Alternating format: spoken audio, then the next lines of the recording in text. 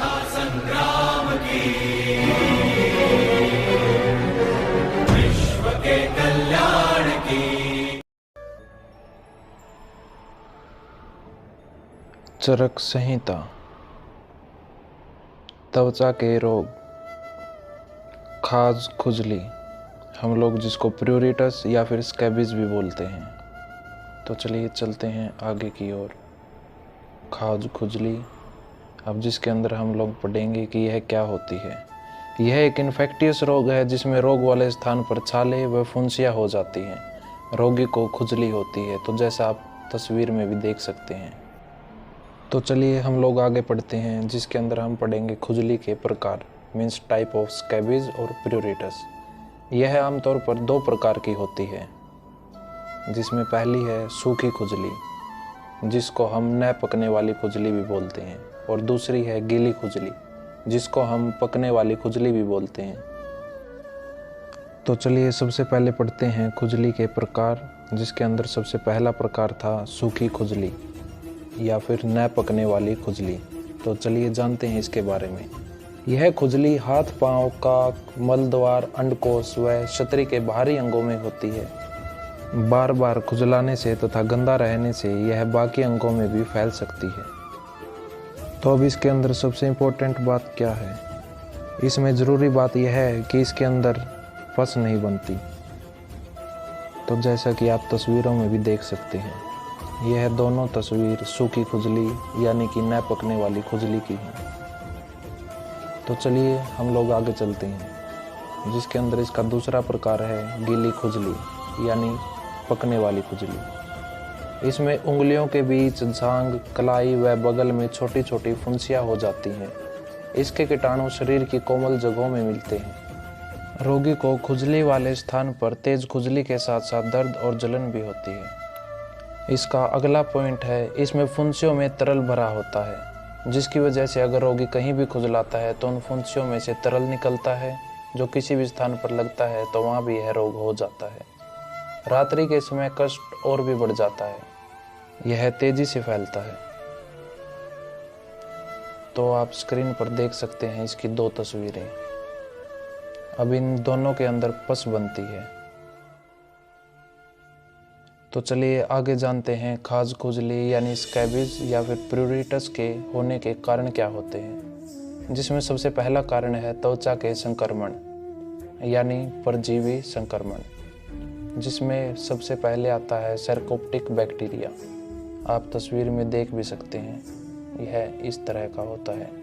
जिसमें दूसरा है पेडिकुलस, तो ये कुछ मकड़ी जैसा दिखाई देता है, और तीसरा है रोमकोप, चौथा है वॉर्म इन्फेस्टेशन। तो चलिए जानते हैं अब इसके दूसरे कारण में।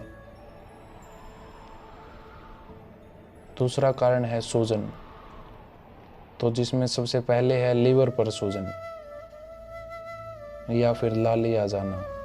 तो इसके अंदर हमारे लीवर के ऊपर सूजन या फिर लाली आ जाती है, या फिर सोरेसिस होना यानी कि हमारी स्किन पर सफ़ेद पपड़ी जम जाती है, जैसा कि आप स्क्रीन पर देख सकते हैं। और इसमें अगला है पैम्फिगस यानी कि फफोले हो जाना। लीकिन प्लेनस म्यूकस मेम्ब्रेन पे सूजन, हमारी जो स्किन के ऊपर म्यूकस मेम्ब्रेन होती है उसके ऊपर सूजन आ जाती है। अगला कारण है नर्व्स पे सूजन, नसों पे सूजन आ जाती है। जिसके बाद तीसरा कारण है इसका पसीना, अधिक पसीने के कारण भी यह खुजली हो सकती है। तो चलिए जानते हैं इसके चौथे कारण, जो कि है अन्य, यानी बाकी किस किस वजह से हमें खुजली हो सकती है। रोगी के शारीरिक संपर्क में आने से, यही इसका पहला कारण है। दूसरा कारण है गुप्तांगों की सफाई न रखने के कारण, तो इसलिए साफ सफाई शरीर की बहुत जरूरी है। इससे अगला है मिर्च, मसाले, तेल व अन्य खाद्य पदार्थों के ज्यादा सेवन करने से।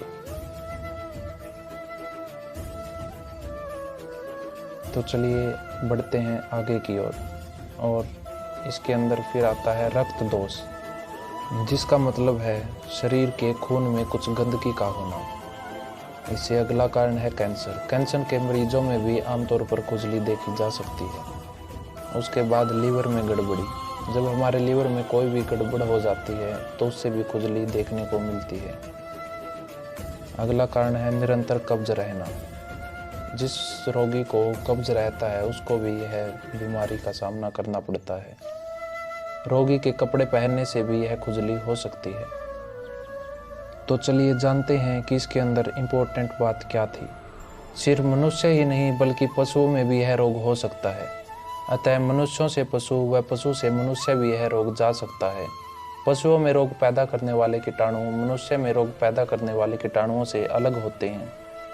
रोग होने के बाद लक्षण भी दोनों में अलग अलग पाए जाते हैं। तो चलिए चलते हैं आगे की ओर, जिसके अंदर हम पढ़ेंगे कि कैसे पहचान सकते हैं हम लोग सूखी खुजली और गीली खुजली को कैसे पहचान सकते हैं। तो सबसे पहले है सूखी खुजली। आमतौर पर यह खुजली हाथ व पांव पर होती है।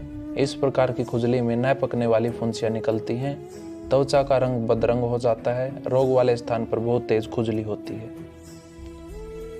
और ये इसकी 2 तस्वीरें आप स्क्रीन के ऊपर देख सकते हैं और इसके अंदर पस नहीं बनती है। तो अगला है गीली खुजली। हम लोग कैसे पहचानेंगे कि गीली खुजली हुई है या नहीं हुई है। इसमें आमतौर पर सबसे पहले उंगली की दरार में छोटी छोटी पानी से भरी फुंसियाँ निकलती हैं। इसके बाद शरीर के बाकी अंगों में भी फैल जाती हैं। दोनों में पहले जल भरा होता है, इसके बाद मवाद भर जाता है।